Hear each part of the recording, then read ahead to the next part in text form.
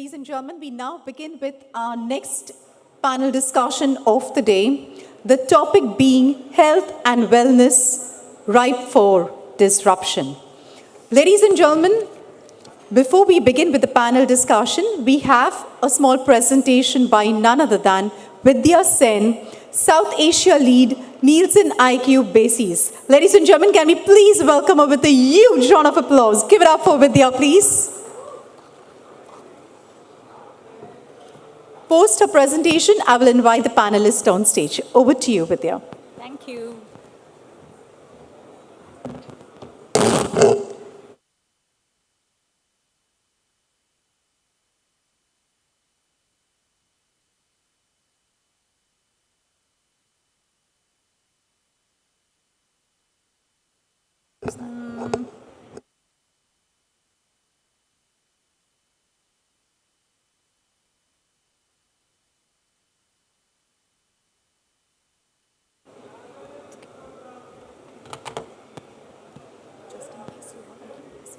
Yeah. So good afternoon, ladies and gentlemen. The topic for this session is health and wellness ripe for disruption. So what we're going to do is actually see how the health and wellness landscape is getting disrupted and why exactly is that happening. I'll take you through a short presentation before we start, having the panel discussion.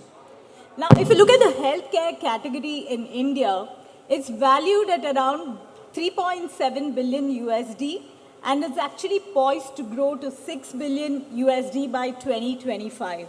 And one of the main reasons for this is because consumers are reinventing how they actually approach their health-related decisions, especially after COVID. But come to think of it, even before COVID hit us, there were several factors that were impacting the health and wellness landscape. And I can think of several of them, but what actually comes top of mind is obesity, with 20% of Indians actually falling in the overweight category, possibly because of our sedentary lifestyles, our not very healthy eating habits, and the fact that very few of us actually indulge in any kind of exercise. And we all know how obesity can be a huge risk factor for several diseases. And we'll also see how, because of this, the foods and beverages category is actually revamping itself, taking this into consideration. Mental health issues, whose awareness and prevalence has now increased, is also changing how we look at health today. When we talk about health today, it's not just physical health, but we also talk about holistic health, which takes into account mental issues too, the way we feel, anxiety and various other factors that impact our lives. Now, we all hear about people.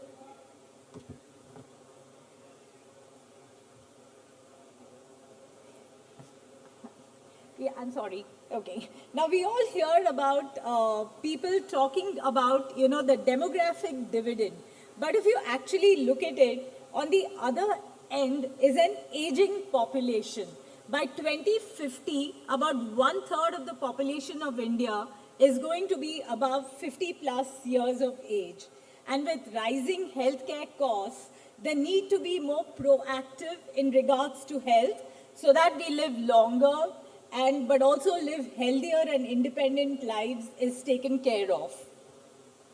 Now, given the increasing levels of health consciousness, it's not really surprising that when we talk about the health and wellness landscape, it actually goes beyond drugs and medicines. It encompasses categories in personal care, beauty products, oral care products, feminine hygiene products. It's a dominating presence in the foods that we eat. We look for protein content, sugar levels, whether it's gluten-free, whether it's baked, whether it's organic, derived from plants, and so on and so forth. And of course, it also extends to the nutritional supplements categories. Not just that, it also extends to home care solutions, whether it's surface cleaners or whether it is light bulbs. The products that we use actually has an impact on our health. So if you consider this, just imagine the potential to launch products and services that cater to consumers' health and wellness needs is immense. Now, not just that, when you look at the consumer's health and wellness needs today, it's really evolved and gone beyond the basics of, just physical well-being. Today, the hierarchy of total health and wellness needs ranges from protection from diseases at one end, at the most basic level, to preservation needs, aspiration needs, to higher order needs such as evolving needs and altruistic needs. This hierarchy of needs framework was found to be fluid across consumer segmentations, geographic regions, key demographics, cultures, and categories. So the opportunity for companies looking to meet and exceeding the growing expectations of wellness-minded consumers is to figure out where exactly your brand fits and sits along this hierarchy of needs.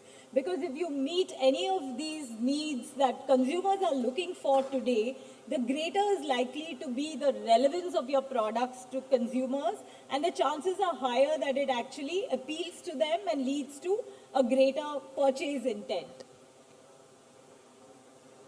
Let's take a look at a few brands that are positioned on these needs. For example, if you think about protection, which is the most basic of needs, a majority of health and wellness products across categories cater to this.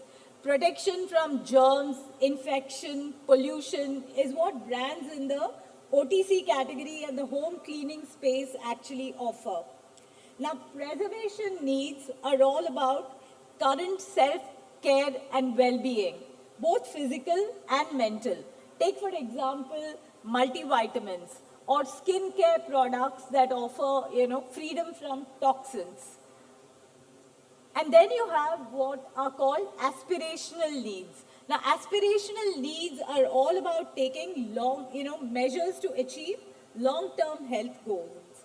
Now, what we did was we carried out a survey across markets to understand how do consumers achieve their aspirational needs. And what we found was that in India, having natural ingredients in the products that we use is a key way to achieve this. For example, in other countries, it could have been more about exercising, taking healthcare supplements, which should have ranked higher. But here we looked at natural ingredients as a way of, preserving our health and staying healthy in the longer term. And that's perhaps why we see this trend of, going back to our roots, whether it is in the skincare products that we use or in the health supplements that we consume. And then, of course, there are some of us who are ahead of the curve with our evolving needs. We have taken to wearing, using wearables. We look for the next most innovative superfoods in our quest to lead a healthy and active life. And here's where the potential for healthcare apps, online consulting, direct-to-consumer products, which are superfoods plus, etc., lies. But how do we identify an innovation opportunity? How do we actually close in on that route to meeting any one of these higher order needs? Yeah, it's perhaps very clear when you talk about basic protection needs because it very often stems from the ingredient in the product. But how exactly do we identify what are these evolving needs and what kind of demographic segments are really, eliciting these kind of needs? Now, the source for determining an unmet need could come from anywhere. It can come from lifting and shifting from the more evolved markets by looking at what is actually moving there and seeing if that has potential in India. Today, there is Chat GPT, there are tools available to capture social intelligence. So by, surveying products which are selling, looking at what is actually moving on e-com shelves, one can actually look at, what are the areas that are likely to take off in the future. You can also look at other winning innovations, across markets or from consumer surveys such as the ones that we carry out at NielsenIQ basis.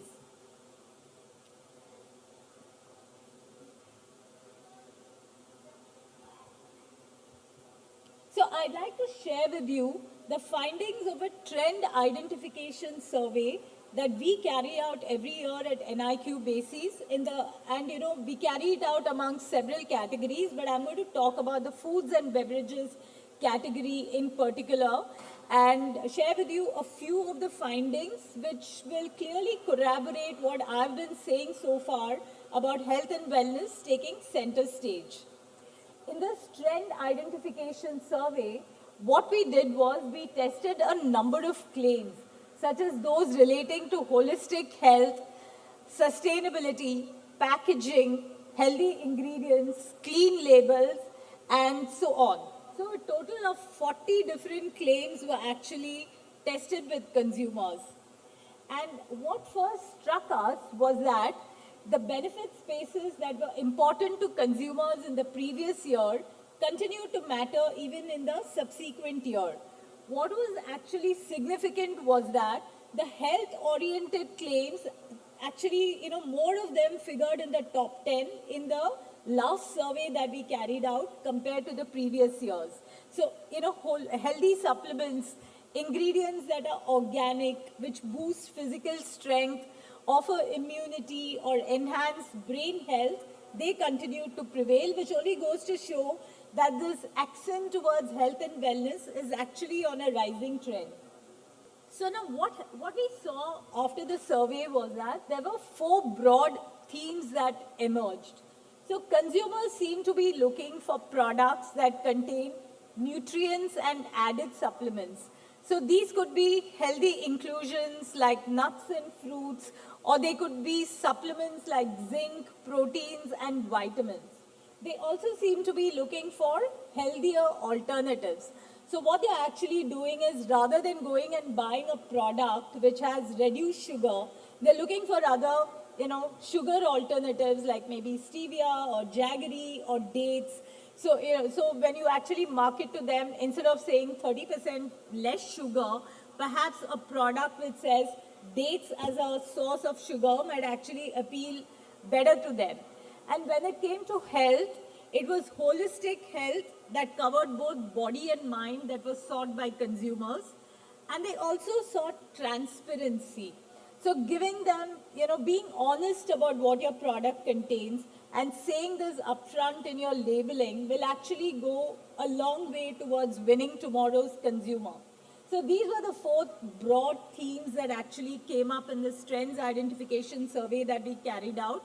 We'll just look a little more in depth at, each of these. So if you look at, food products, ingredients, as I said, they matter to consumers.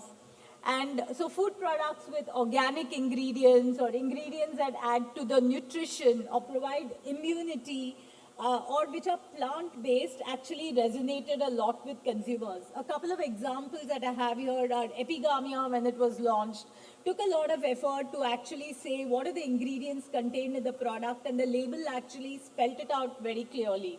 Similarly, the whole truth foods, if you look at the chocolates that are there, they are very, very honest about, the ingredients, the source of the ingredients, and, whether it's organic in nature, single origin, and so on and so forth, which appeal to today's consumer who's actually looking for, products, who's on a health track, and therefore is also looking at products that align with her needs. We spoke about clean labels, so products that do not hesitate to talk about the ingredients that they contain, their source, the process of manufacture, being cruelty-free, and supporting local causes, they are likely to find greater favor.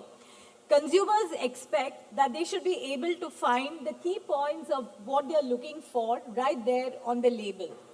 I agree. There are certain food categories like snacking perhaps that are certainly not health foods. But making consumers feel better about what they want to indulge in is a way to achieve innovation success. So permissible indulgence or guilt-free snacking, where the fundamentals of taste and fun are still delivered, but via a better-for-you route, is very key to meeting consumers' desires.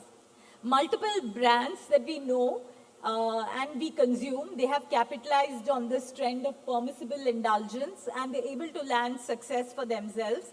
Like for example, 2 Yum or Center Fresh Clean Breath Mints, real fruit bar are some examples, Indian examples that did very well on this. But alongside the better for you ask, it's also important to offer consumers fun, convenience, indulgence, and shareability that continue to dominate, and they are the codes, category codes when it comes to snacking, and there is no getting away from that. Now, what about OTC products? If you actually think about it, drugs, medicines, OTC, they're the original vehicles of, providing health and wellness to consumers, right? We're talking today about foods that have taken the health route, the healthy route to offering taste and indulgence. But if you actually look at it, OTC was a category that, all of us go to seek solutions for problems. At Bases, what we do is we celebrate successful innovation around the world each year. And we have been doing this for the last 10 years. And what we've also seen is that there have been several OTC products that have been winners in the past. And when we look at these OTC products, there is one dominating theme that actually came out, which said that consumers are today looking for easier access to healthcare.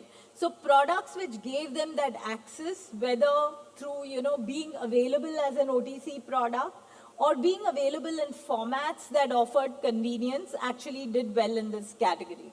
For example, if you look closer home, there was Volini spray and Vicks baby rub, where the process of these were two winners in the Bases breakthrough innovation awards that we give out each year. These two are examples where the process of application actually offered convenience to the consumer and made sure that the efficacy of the product came through. And this is something that we are seeing all around us today in the OTC category. So there are melt in the mouth strips, vitamins and calcium are coming in the gummy format. There are effervescent tablets, a lot of formats which offer convenience to the consumer. So making health, the fact that you're ill, you're taking a product to resolve your problem, but doing it in a very convenient way and also achieving standout at the shelf. Because you're no longer talking about just tablets and capsules. The fact that you're available in different formats also gives you access to different retail shelves which are available in the market. And another thing is, therefore, when you look at it, we had this multivitamin, which was Ollie's multivitamin, which was another winner, where the packaging looked really attractive and, offered standout at the shelf. So what it really goes to show is that this is a space that does not need to be really dull and boring. There's a lot of opportunity to actually, go all out, have a label that tells the consumer what the product is about or gives you the option to educate the consumer and also stand out in the shelf versus competition.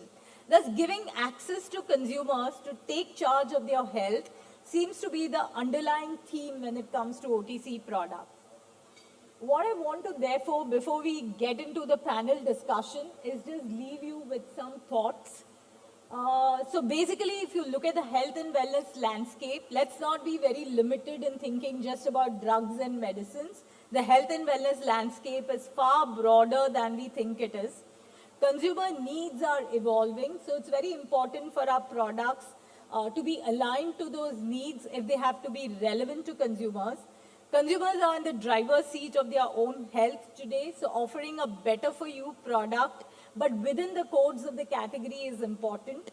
And yes, as digitization accelerates, personalization and customization is possible, but it's also important to ensure that the messages that are communicated and the claims that are made is backed by evidence, especially because we are talking about the context of the consumer's health. So I leave you with those thoughts and we go forward to the panel discussion. I also want to tell you that if any of you are interested in knowing a little more about the surveys that were carried out, you can get in touch with my colleagues who are standing in stall number 126. We can, email some of the findings or, actually take your teams through the presentation. We'd be quite happy to do that. Yeah, there's a lot more to the findings than what I shared. Thank you so much.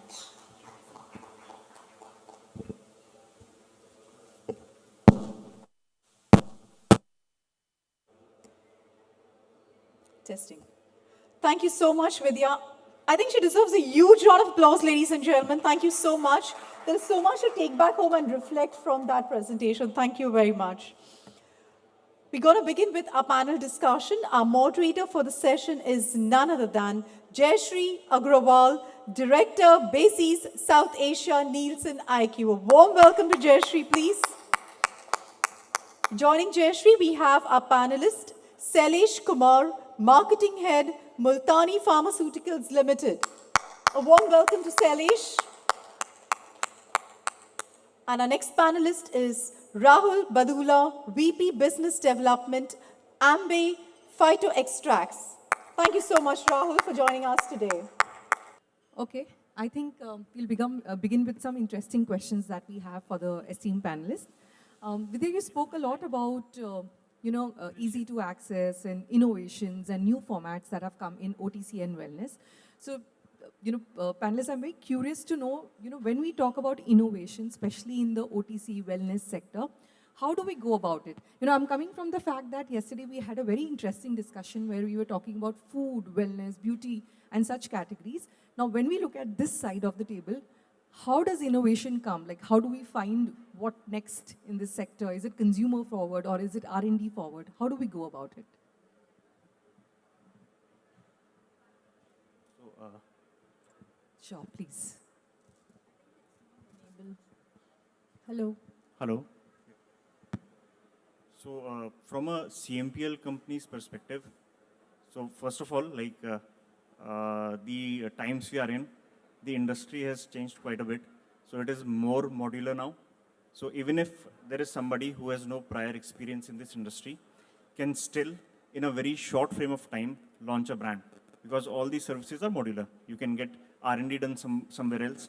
You can get packaging done somewhere else and the manufacturing done at another place. And since these specialized services are there, the innovations, the rate of innovations is also extremely fast. So I think in that way, you can actually, what we are seeing is commoditization of innovations also. Now these are very fast churning innovations. And because of that, the entry barriers for small players has also decreased. And for companies like us, we are also able to actually get benefit and pass on that innovation benefit to our consumers, our clients. Just want to add one point. Basically, when we talk about innovations, what we consider, we generally consider, as per India, we consider only metros. But what we see, what we never cater with, when I missed her name, I'm sorry. When Vidya showing the presentation and the products which she was catering and showing, it was mostly metro oriented. None of them was from the rural point of view. And once we see the density of the population of India and the 60% of population still lives in rural areas. So when we talk about the innovation, we only talk about, from metro point of view. We talk about gummies, we talk about chocolate, we talk about Chamanpras should be converted into chocolate form and give it to the people. But we never talk about, when we talk about innovation, we should think from that point of view as well.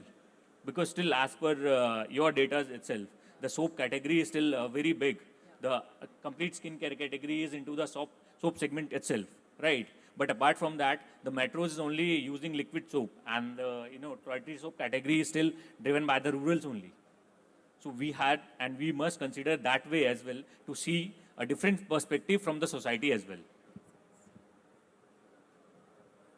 Yeah, I think that's an interesting perspective, which I'm hoping manufacturers and marketers will account when they're looking for innovation.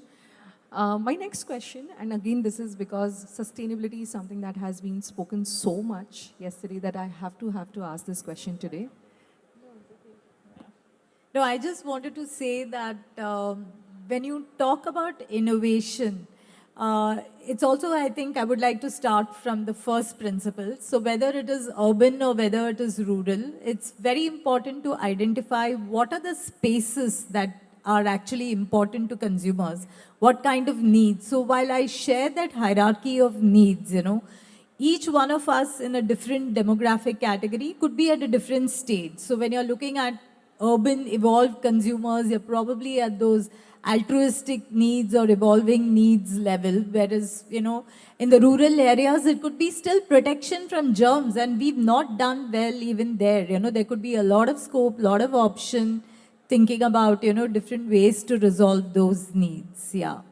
So I would think the first stage would be to understand the consumer, find out what the prevailing needs are, and then focus on, where you want to go. And then, of course, as Rahul said, modularization is available. You can, create products, you can outsource your production, you can outsource marketing, so yeah. Interesting. So, okay, I'll just continue with my question on sustainability because, all again. Loud, you're not audible. Sorry, I'm not loud. Okay, is this better? Okay, so my next question is on sustainability because this has been the buzzword. We've heard it n number of times, even yesterday when we were talking about foods, beauty and personal care category.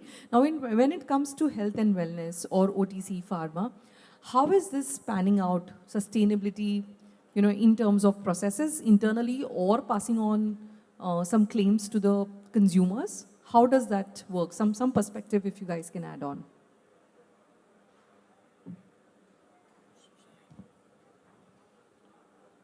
Right. So when we talk about earlier, when we see the big companies when came into the picture, they started CSR policies and everything to show consumer that we are doing this job and to connect people and to connect masses. But now sustainability stands first what you are claiming on your labels, right? Basically, it has to be preservative free, organic, and cruelty free. And again, the same questions rises. कि अब we want to claim whatever it is to show a metro categories because they understand this. Earlier it was, if some any big giants and big elephants is claiming something, that means something. That holds the power that exactly they are doing this. But now it's like whosoever is coming, they want to claim it and you will get it. Exactly if you ask a consumer, preservative free means hota kya hai? Why you want to look for it? Organic means what is it exactly? We talk about. उनको खुद नहीं पता है, but it's all marketing gimmick we are planting into consumers' mind. They want to see it that way only.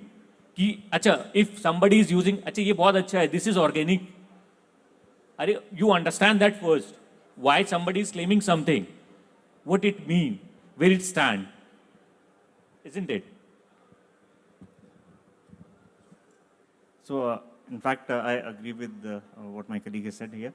So, my personal experience, so commodity, the claims have also become kind of commodity, but I don't think this is necessarily a bad thing, considering that there is at least this awareness, even in the startups, that we have to get those clean labels or those claims of sustainability, even if that comes at a price, which is fine, because if we consider maybe the next 10 years in India, or next 2 decades in India, a lot of manufacturing for global consumption will be done in India. So even if, if the awareness is low, and even if it is just for the claim's sake, things are moving in the right direction. And eventually, when the consolidation happens, when bigger players, they enter into this space and it consolidifies, then I think it will be even more meaningful.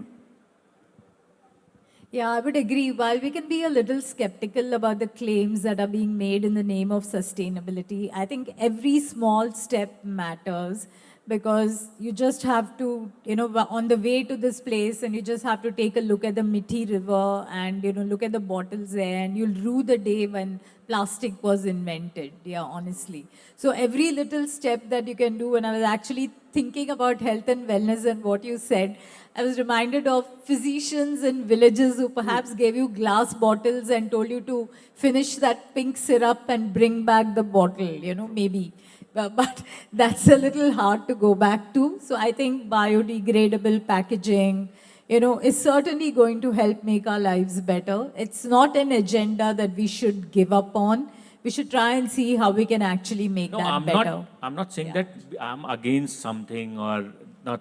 That government should step in and they should put more checks on it. that it has to be relevant to what we are talking about. That's what exactly I mean. It's not that everyone can claim something. I just mean it. Agreed. So if we will not, put checks on something, anybody can claim. Yeah. So we have different agencies, different companies. I'll not put anything. But the fact is, you can get it. But whatever claims, whatever checks, whatever measure steps we have to take, we should, and government should take it to put checks on these things. Until unless we'll not put checks, this will increase like anything. Earlier, if you see the number of companies rising, the way the startups and the smaller firms is coming, because it's easier to sell anything online. If you see 90% of the products on online, they are not present on GT, general trade. They are just selling online. Right? So there is a merit and demerit. So if we start getting into the things, it will take a long day to end up and no end of discussion. Yeah, agree to you, Mr. Shailesh. In fact, I think we as consumers, we understand sustainability because of the way brands have fed it into us. Like, for example, Mama Earth, we were talking, there are like so many claims that they are doing and we understand it because they spoke about it. But I think eventually it's the onus of us as manufacturers, marketers, local governments and statutory bodies to take care of and lead the change which the world needs. So, yeah, great. I think my next question is on inflation. We should talk about it. We are out of COVID pandemic and we've all been impacted, even as a consumer and of course as a manufacturer. So how have we dealt with inflationary pressures? So I think I'll have the shortest answer here. So somehow we haven't felt the inflationary pressures. I mean, we have the same number of inquiries, any show we are attending. We have big companies, we have very small startups, medium-sized companies coming to us. So I think it is and as compared to, yes, of course, as compared to events we attend outside India, there is evident that the number of leads which we get has decreased.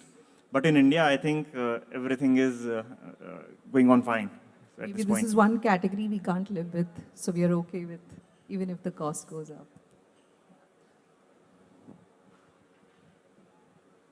Okay.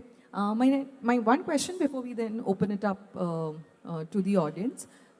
So, a lot of the manufacturers or probably private labels are coming up with their own brands, right? And they will be competing against the existing brands or brands which are, say, more aware, they are more trusted in the market because of the number of years that they've existed, and also the distribution muscle that they show. So in such case, is there any experience or a suggestion for such brands how to make it big? Because eventually they are private labels, right? So any word of suggestion for in such a case?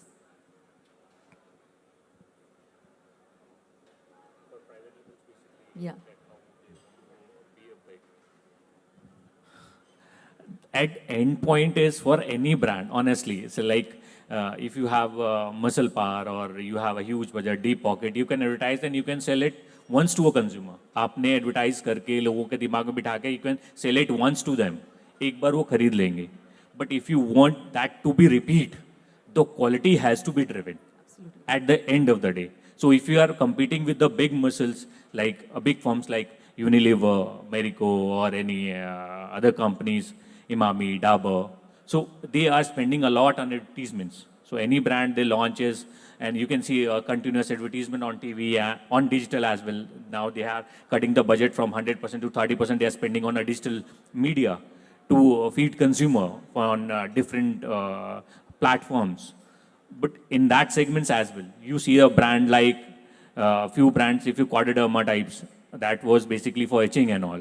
So that brand is still in the market and selling like hell. It's not because of that advertisement. They are not spending even a single rupees on it. But still they are competing to the big giants like HGuard and all.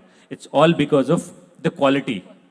At the end point, what plays the major role in our society is quality. If you are giving a quality product, then it's like, in fact, being a manufacturer and being a, marketing guy, we started with the Kuka cough syrup brand. It's a flagship brand in northern India. Like, it's our own brand. We are not spending much on it. But because of the quality, we are selling. Getting repeats. Right. We are getting repeats on it. So at the end moment, what drives a brand is the quality, nothing else. So if the quality is good, whatsoever it is, it will, that product will be lifted from the stores. आपका जो the STR, the stock turn ratio from the store will be higher. Not in terms of any other way. One time sale you can do it through advertisement, through consumers' mind. आपने उसको feed करते करते through newspaper and digital, you can do it. Same with on digital platform. You have to tap it. आपने उनको एक बार mail भेजा, you texted them, you WhatsApp them. So they can buy it once. एक बार के लिए, if you are happy with that, कि एक बार sale करके you can generate it, if it's good for you, then it's good for you. Not on a repetition part. Fair point. Yeah, I think you summed up very well what we say at NIQ basis, that the equation to achieving innovation success is great idea plus great product plus great activation in market. And you just explained exactly that. So, the secret, I think, there's no getting away from, not having a great product. But how do you make that idea succeed? How do you make the concept win in market? Perhaps you need to create good awareness and distribution. And the access to online channels has made it fairly democratic for a lot of small players also to, come and, be there, salient with consumers. Yeah. So I'll just extrapolate on the points, these 2 points. So only from the perspective of the nutraceutical, I'm saying this. So there are 5 attributes. So these attributes are, say, price, packaging, marketing communication, dosage formats, and the content. If you can get at least 2 of them right, you can get a good head start in today's time. D2C is there, so distribution is not a problem, right? So any 2 are strong, you can get a good head start, but in the long term, it is the quality. We've seen a lot of new formats which have done well, like effervescents, but they are on the decline already. New things have come up, strips, oral strips. Now gummies are on the rise. So 2 things, quality is the underlying factor. It has to be strong. And eventually, the industry will go through consolidation. And at that time only, the one thing that can save people is the quality. Just to add up one thing, yes, packaging plays a vital role. Whatever we see is, ये अच्छा लगता है, हमने उठा लिया shelf से. It's because of the packaging, right? But वो अच्छा लगना is for a one time only, right? It's not for that if it's not effective or efficacy is not there, you will not buy it second. And number of products, I'll say, whosoever, जितने भी लोग यहाँ बैठे, in fact you and me, myself, we have bought a number of things because of the packaging grounds. But at the end of the day, when we don't like the taste or the efficacy is not there, it's just like that in our houses. We are not using it. It's just for a one-time sake. Right? Yes. So that's why I think, one of our key learnings that we bring to the table is it's important for the manufacturers and marketers to make sure that the brand delivers on the promise that's made in the pack. If it's taste, if it's health, whatever, it has to deliver, because consumers have become so aware, they have access to information in terms of, one review that goes up on social media and it can make or break the deal for us, right? It will hamper the other trials that we might get because someone has put up a comment about our product. So very well said. I think that's the most valid point. Thank you. Any question from the audience? Sure. Good morning. My name is Swarup from Agrawal. We are a nutraceutical company. My question is, right now in the market, it's a little bit cluttered. Too many new people coming in, too many formulations. One is adding zinc, one is adding calcium, one is adding. So it's for a customer, Customer does not understand what is beta 1, what is this, that.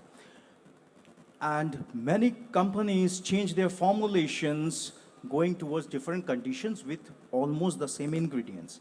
My question is how a customer can get a right direction. In pharmaceuticals, we have a gatekeeper, which is doctors. So I go with a problem, the doctors, with his skills and knowledge, gives me a solution. In pharmaceuticals, it's mostly OTC. So how do, as a customer, can get the right product from this various brand and how it is can be identified? So I think that's a very relevant question. And there are 2 points of view here. So one is from as a nutraceutical company, what a company could do is look at something like the ingredients, the quality of the ingredients. So what I've seen is, I've seen a lot of new players who are investing in the right kind of ingredients, maybe clinically tested ingredients, in which they can claim, in which they can show to their customers or to their buyers the the effects of the product and its study, published study. So that is helping them. But again, the second problem here is, will a common man, a common consumer understand this? So in that case, I'll give you an example of something like mutual fund sahi hai. Now, it is a body, I don't know what is the actual legal status of that body, but it is representing all the mutual funds in the market. और उन सबका जो common message है, जो consumer तक पहुंचाना है, they are doing that work. Now, considering that OTC products are under FCCI, which itself is a very nascent, I mean, compared to other bodies, it is very nascent. So we need these kind of gatekeepers or these kind of, a body which represents this thing and gets the right message to the consumers. Because there is a lot of clutter and there is a lot of confusion. This is absolutely correct. Yeah. And when we talk about the ingredient base, it just with being, I guess, you being a manufacturer, you also understands when we talk about कि ये zinc based होना है या नहीं होना. First of all, what we does, we search for it. कि क्या नहीं है market में, where is the gap, what consumer doesn't understand, जो नहीं है, right? So when we see that, we figure out ये नहीं है. We were all aware of that. It's aloe vera, right? We were not aware of that red aloe vera wala. So the company came in and they pitched in with the red aloe vera. So they segmented themselves, they positioned themselves into that zone. So now it's again from the consumer point of view that they were not aware of that part. So now the technology is in the hands of the consumer. So they search for it. What does red aloe vera does? Zinc does. So again, what my colleague said, it's the body and the claims, what we are making on the labels, what we are giving to a consumer, right? That has to be put in a right way. That if we are getting any certifications from any ORG, any organizations, that has to be a relevant. They have put their checks on that, and that effort has to be made by the company itself. Else, whatever we are giving to a consumer doesn't make any sense. It's just like churan chutney we are selling at the counter. वो बाबाजी दे रहे हैं, that's it, you can take it. Simple. Yeah.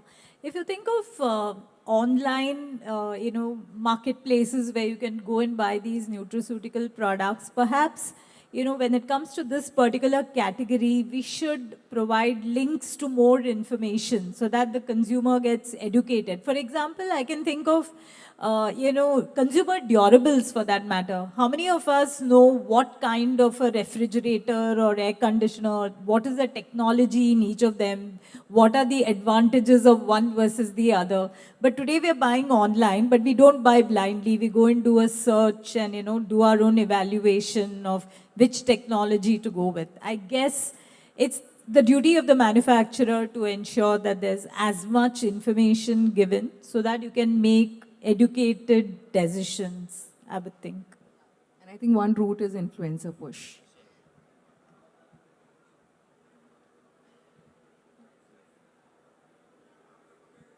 Do we have more questions?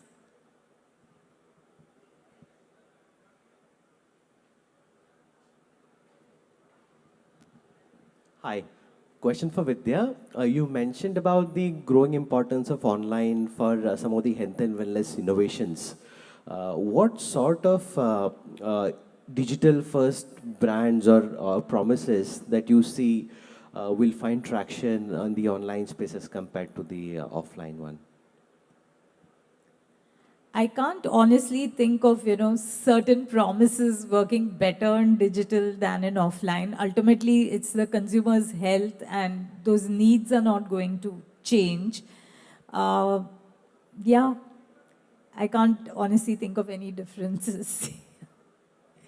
I mean, you got to be honest and, cater to the same needs whether you're available online or offline. So, yeah, I'll just add one thing. So I think claims which can be validated on the spot, they might work. For example, there are companies, what they're doing is, they're using a particular compound or say a particular ingredient which has certain tests which are like already published in the space, maybe in a Nature magazine or some good publications. So they put the QR code right at there and they advertise it like at a very like convenient place in the packaging where it is visible. You just scan it and then you see, okay, so this has been tested on 500 subjects and this and all. So just at the time of purchase only, you get some idea and then you are influenced. Once you see this, okay, ये किसी scientific journal में है, यानी कि कुछ किया है, कोई ऐसा कुछ चूरन मिला के नहीं दे दिया है. So that could work. And at the end of the day, whenever you buy online, it's just not like we'll get it today, right? So in terms of medicines, whatever we buy, जो general medicine हैं, we bye OTC. ऐसा नहीं है कि आज मिला नहीं मुझे तो मैं मर जाऊंगा, right? If in that condition I'll go nearby store and I'll buy it. I'll not wait for 2 or 3 days, right? From e-com point of view, what we see, we place the order today and we'll get tomorrow or day after tomorrow, right? We'll not get it instantly. So इस case में ये it's very simple for us. अगर ज़रूरत है, we need it now, we can go and we can take it. As per the prescription of the doctor, need-based. Maybe online it's easier to give testimonials. You can show efficacy, you can, show pictures and videos of consumers before, after, etc. I think there's a lot of more scope to actually support your claims through evidence. And as he said, access to articles and scientific evidence. Yeah. Testimonials, Testimonials. Yeah. Valid maximum. point. Yeah, thank you. All right, ladies and gentlemen, can we have a huge round of applause for our moderator, Jaishree, and our panelists on stage? Come on, give it up for them, please. We have a small token of appreciation for our panelists. Requesting Jaishree to please do the honors.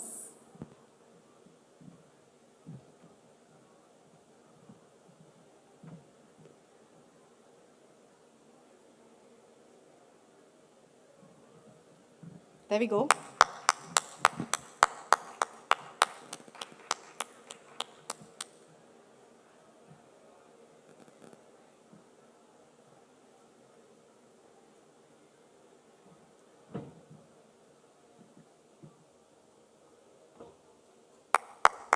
Come on, ladies and gentlemen, you can do better than that with the applause. Come on.